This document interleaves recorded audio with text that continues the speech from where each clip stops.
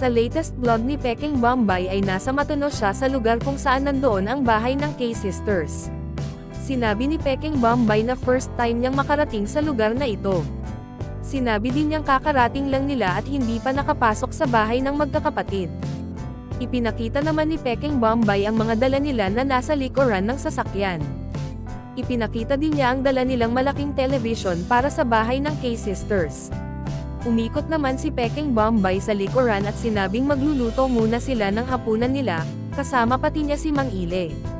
Makikita din ang dalawang malalaking kaldero na nabanggit pa niyang para sa sabaw at kanin.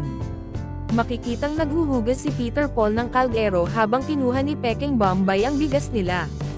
Makikita naman si Sir Paul na nagtatali ng tingting para makapagwaliis at si Mang Ile na gumagawa ng apoy para doon may salang yung mga iluluto nila. Hinugasan na nga ni Peter Paul ang bigas para may salang na. Ipinakita din ni Peking Bombay ang nag-aapoy na nasangkalan. Si Peking Bombay naman ay nandoon lang para matingnan yung mga niluluto nila. Nabanggit pa ni Peking Bombay na sobrang ingay ng mga pulaka sa paligid. Nagbiro pa si Peking Bombay na mas maingay pa daw yung pulaka kaysa kay Mang Ile pag natutulog kasi nga daw si Mang Ile ay parang nagbubusi ng motor. Ipinakita din ni Peking Bombay na binawasan na niya ng apoy yung nakasalang na kanin at luto na daw ito.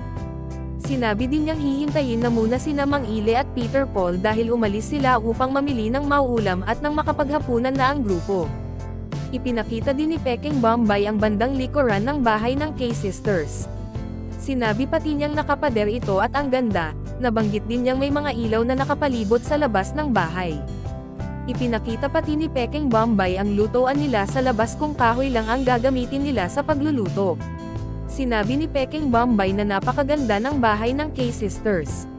Nabanggit pa ni Peking Bombay na biyaya ito galing sa mga kababayang sponsor abroad, sila yung ginamit ng Panginoon para ambonan ng tulong ang magkakapatid.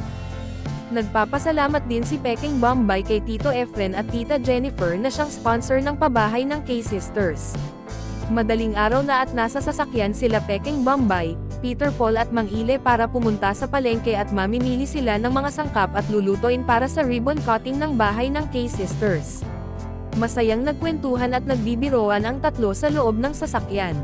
Nabanggit din ni Peking Bombay na medyo malayo ang palengke nila doon. Tinanong pa ni Mang Ile si Peking Bombay kung anong gusto nitong lutoy ng dalawa, kanin ba o chow fan.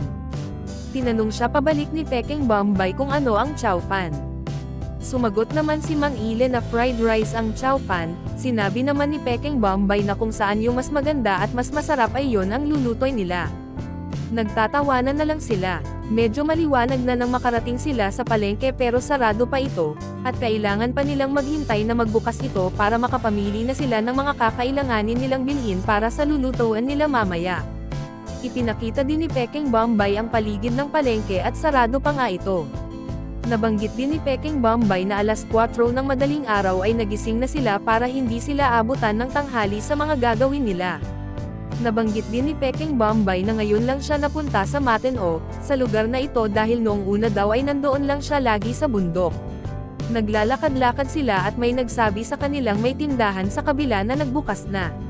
Nandoon na nga sila sa tindahan at bumili sila ng mga manok, mga sahog ng afritada, mga pansit at iba pang mga sangkap. Tapos na nga silang mamili at pinuntahan ni Peking Bombay si Peter Paul para makalapit ang sasakyan nila doon sa tindahan kung saan sila namili. Pauwi na sila. Nagpapasalamat si Peking Bombay sa lahat ng mga nanood sa channel niya. At para sa more summary video ng Pugong Biyahero, huwag kalimotang mag-like and subscribe.